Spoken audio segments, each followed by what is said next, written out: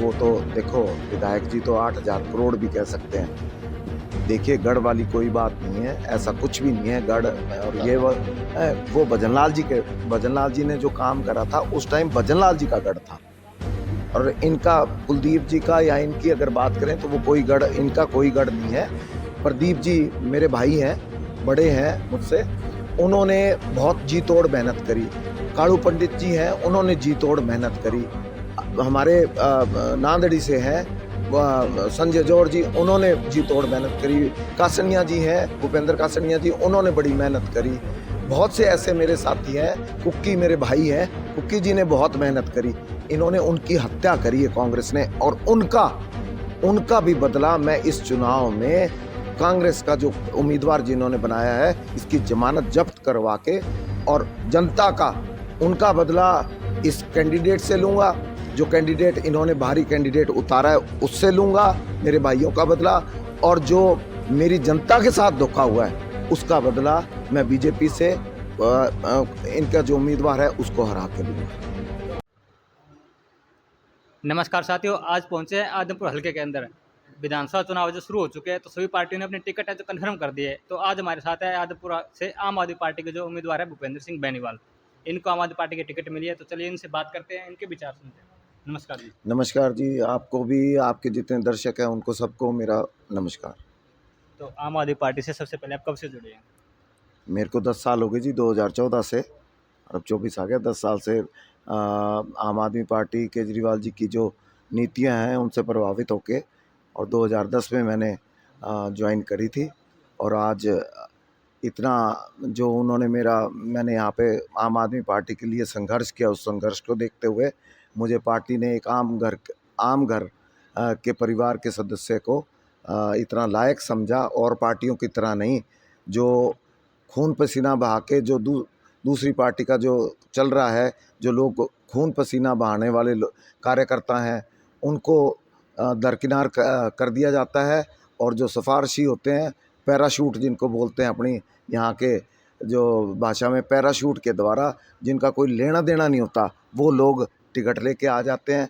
यही आम आदमी पार्टी का सबसे बड़ा, कि अपने पारिवारिक, अपने जो कार्यकर्ता होते हैं, जो पार्टी के लिए जो पार्टी के लिए काम करते हैं, और जो पूरे ज़मीन से जुड़े हुए जो कार्यकर्ता होते हैं, उनको आगे बढ़ाती हैं। और उसी में मुझे ये टिकट देके पार्टी ने, अरविंद केजरीवाल जी ने यहाँ आदमपुर उतारा है। तो आप आदमपुर में लंबे समय से काम कर रहे हो, तो आदमपुर की सबसे मुख्य समस्या आपको क्या देखने को मिली है ग्राउंड पे?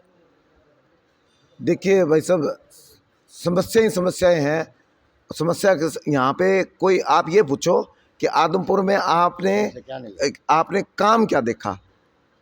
काम तो अगर पूछोगे तो शायद उनमें से एक आधा कोई मैं गिना सकूँ तो शायद गिना दूँ, बाकी तो समस्या ही समस्याएं हैं। कुछ विकास तो है ही नहीं।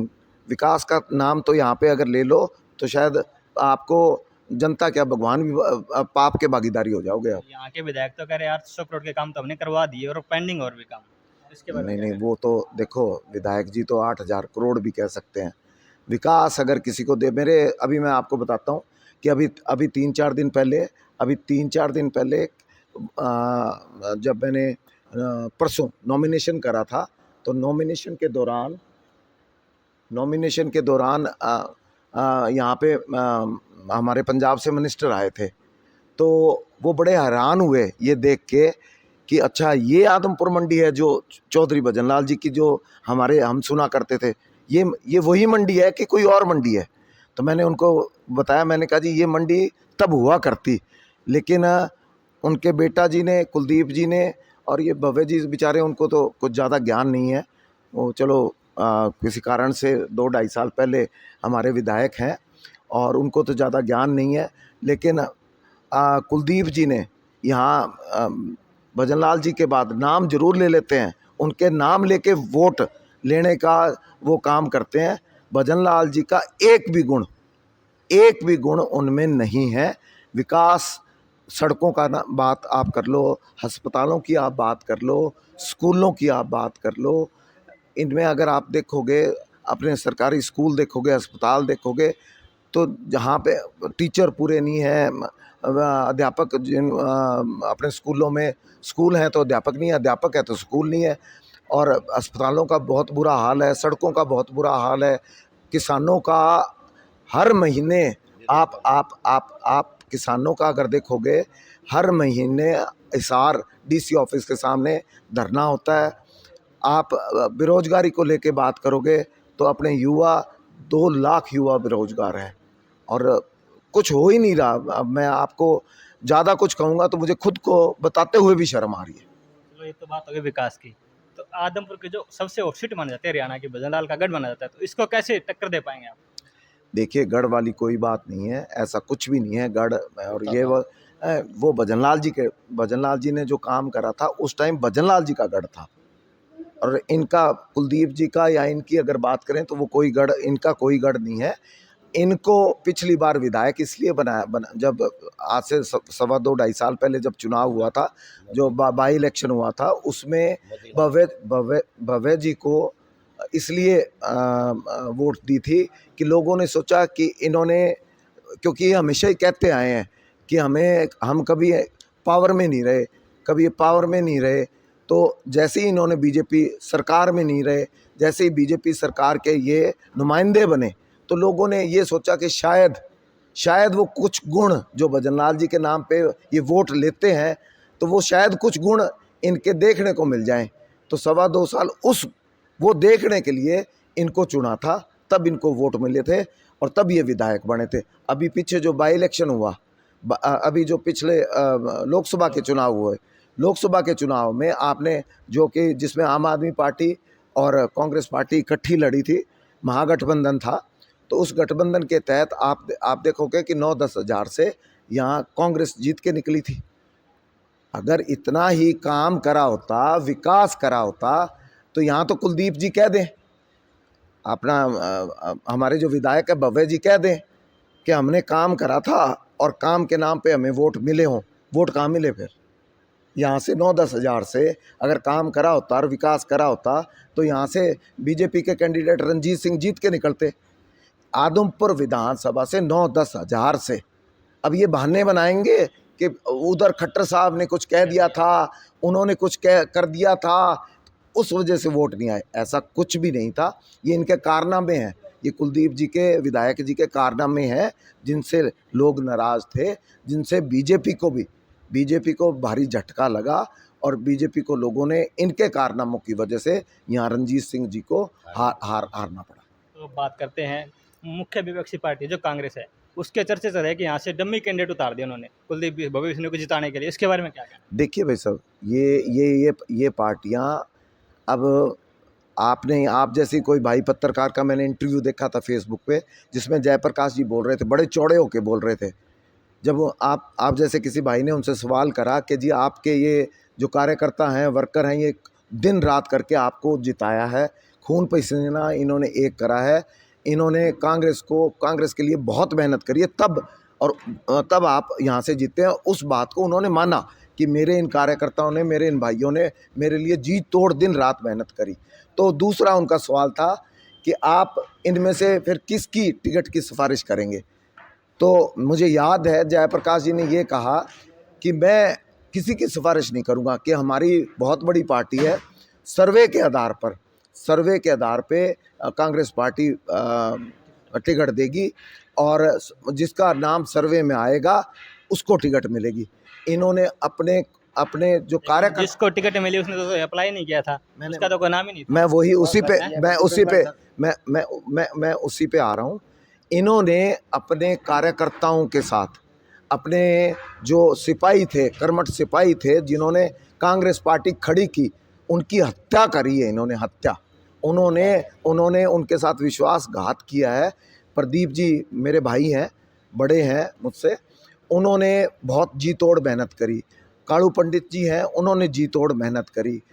हमारे नांदड़ी से हैं संजय जौहर जी, उन्होंने जी तोड़ मेहनत करी। कासनिया जी हैं, भूपेंद्र कासनिया जी, उन्होंने बड़ी मेहनत करी। बहुत से ऐसे मेरे साथी हैं, कुक्की मेरे भाई हैं, कुक्की जी ने बहुत मेहनत करी। इन्होंने उनकी हत्या करी है कांग्रेस ने, और उनका भी बदला मैं इस चुनाव में कांग्रेस का जो उम्मीदवार जिन्होंने बनाया है, इसकी जमानत जब्त करवा के और जनता का उनका बदला इस कैंडिडेट से लूँगा, जो कैंडिडेट इन्होंने बाहरी कैंडिडेट उतारा है उससे लूँगा मेरे भाइयों का बदला, और जो मेरी जनता के साथ धोखा हुआ है उसका बदला मैं बीजेपी से इनका जो उम्मीदवार है उसको हरा के लूँगा। तो अब सारी पार्टी की बात होगी, अब करते हैं आपकी पार्टी की बात। जी। तो आपकी पार्टी के जो मुखिया हैं उन पर काफ़ी इल्ज़ाम लगा रखे हैं बीजेपी पार्टी ने आके, कोर्ट वगैरह ने, तो इसके बारे में क्या बोलना है आपका? देखिए, इल्ज़ाम लगाने को तो कोई किसी का मुंह तो पकड़ नहीं सकता। इल्ज़ाम होते तो देखिए, एक मुख्यमंत्री जो झुका नहीं, जो टूटा नहीं, हमारा शेर बाहर आ गया है कल। और जो सुप्रीम कोर्ट है, सुप्रीम कोर्ट ने, अगर आप ऑर्डर पढ़ेंगे, उसमें साफ शब्दों में लिखा है कि ये फर्जी केस बनाया गया है, इसमें कोई बरामदगी नहीं है, कोई बयान नहीं है, और ये धक्काशाही थी, ये एक पॉलिटिकल वेंडेटा था जिस करके इन्होंने धक्काशाही करके वो एक हमारे नेता को, राष्ट्रीय नेता को, एक नेक आदमी को, और इनको पाप लगेगा ये बीजेपी को, और वो पाप जो भगवान देखता है और उसका बहुत जल्द इन्हीं रिजल्ट में हरियाणा में इनकी 5 सीटें भी मुझे नहीं लगता कि इनकी आएगी, और वो जो इन्होंने केजरीवाल जी के साथ करा है उसका बहुत जल्दी इनको रिजल्ट अभी अगले महीने दे देंगे हम। कल हमने किसी एक कांग्रेस नेता का बयान सुना था कि आम आदमी पार्टी के जो अरविंद केजरीवाल, उनको ना कांग्रेस के वोट काटने के लिए अब चुनाव के टाइम पे जमानत दे दी, इसके बारे में क्या कहना है आपको? देखिए साहब, ये जमानत जो थी, उनको ये बताना कि किसी आदमी को धक्के से नहीं रख सकते, और ये जमानत अभी कोई कल नहीं लगी है, उनको शायद ज्ञान नहीं होगा। ये जमानत 2 महीने पहले डाली थी, 2 महीने से पहले से ये केस चल रहा था, जिस पे बहस भी हुई 2-3 बारी, 2-3 और तरीके पड़ी, ऑर्डर की भी तरीके पड़ी। तो वो ऑर्डर तो सुना नहीं था, यहाँ उसमें बेल होनी थी या नहीं होनी थी। तो उसमें जब किसी के खिलाफ कोई तथ्य ही नहीं है, कोई आप किसी का केस अगर ईडी के उसमें बहुत पहले हो चुकी थी, जो सेम ईडी वाले जो एलिगेशन थे वो ही सीबीआई जांच कर रही थी, वही सेम पर उस एफआईआर उन्होंने करी थी। जब ईडी में जमानत आज से 3-4 महीने पहले हो गई थी, तो इसमें तो कोई दम ही नहीं था सीबीआई वालों में। तो वो सेम तथ्य के आधार पे, और बहुत लंबा चौड़ा ऑर्डर है, उसमें केजरीवाल जी को कल बेल मिल गई है। इसका उनसे कोई लेना देना नहीं, चुनाव आ गए तो बाहर निकाल दिया, चुनाव नहीं आए तो अंदर कर दिया, ऐसा कुछ भी नहीं। आदमपुर की जनता को क्या संदेश देना चाहोगे? आदमपुर की जनता को मैं कहूँगा कि मैं उनका भाई हूँ, उनका बेटा हूँ। ये जो बाहरी कैंडिडेट, तीन बाहरी हैं तीनों पार्टियों के, कांग्रेस का बाहरी कैंडिडेट है, जेजेपी का बाहरी कैंडिडेट है, इनेलो का बाहरी कैंडिडेट है, और एक और है बीजेपी का जो कैंडिडेट है, वो अकेला बाहरी नहीं है, वो तो इंटरनेशनल कैंडिडेट है।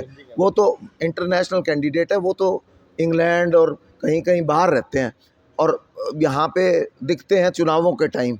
यहाँ चुनाव से 10 दिन 15 दिन महीने पहले आएंगे, और मैं जनता को ये कहना चाहूँगा कि 56 साल से एक ही परिवार भजन लाल जी के नाम पे इनको वोट देना बंद करो। भजन लाल जी का इनमें एक भी गुण नहीं है, और भजन लाल जी का नाम लेके ये जनता को बरगलाने की कोशिश करते हैं, उनका नाम पे वोट मांगते हैं। जनता अब समझदार हो गई है, जनता अपने बेटे को, जो कि इधर का है, यहाँ की समस्या समझता है, जो उनके बीच में रहता है, उनके सुख दुख में उनके साथ खड़ा रहता है, जनता समझदार है, अपने बेटे को वोट देगी। ये बाहरी जो कैंडिडेट है, इनको इस बारी आउट करेगी। तो अब आप तो कह रहे भव्य बिश्नोई बाहरी है, लेकिन कुलदीप बिश्नोई कहते हैं कि जो आदमपुर है मेरा परिवार है। देखिए, वो परिवार चुनाव में होता है, ये आप भी समझदार हो और जनता भी समझदार है। ये 1 महीने के लिए परिवार बन जाता है, और उसके बाद वो 4 साल और 11 महीने वो परिवार कहीं, क्या परिवार के सुख दुख हैं, परिवार को क्या समस्या है, परिवार के क्या हालात हैं, कैसा पानी वो पी रहे हैं। आप जवाहर नगर से उधर पार चले जाओ, मंडी के गांवों के जो 7-7 गांव लगते हैं, मेरा गांव असरावा है, एक सड़क आप सही दिखा देना जिसमें 1 फुट 1.5 फुट आधे फुट के खड्डे ना हो। मैं चुनाव, और वहाँ पे गंदा पानी, काले रंग का पानी आता है जवाहर नगर से उस तरफ। और अगर इतना ही परिवार है, अंडरपास का धरना चल रहा है, उससे पहले नगर पालिका का धरना चल रहा था। कहाँ है परिवार? किस तरह का परिवार? ऐसा परिवार होता है। परिवार के अगर आप मुख्य मानते हो अपने आप को, तो क्या अपने परिवार के साथ ऐसे करोगे? ये जैसे इन्होंने जिस तरह से अपने परिवार को एक तरह से लात मारी हुई है, जिस तरह से परिवार दुखी है और उनका दुख और उनके दुख के आंसू पहुंचने वाला कोई नहीं है, ऐसे मैं तो ऐसे मुखिया को राम राम कहना चाहूँगा कि भाई हम बगैर परिवार के ही ठीक है। ऐसा परिवार और ऐसा नेता हमें नहीं चाहिए। तो ये थे हमारे साथ भूपेंद्र बेनीवाल, जो आम आदमी पार्टी के उम्मीदवार है आदमपुर हल्के से। तो आपको ये वीडियो कैसे लगी कमेंट में अपनी राय जरूर दें। धन्यवाद, मिलते हैं किसी नेक्स्ट वीडियो में।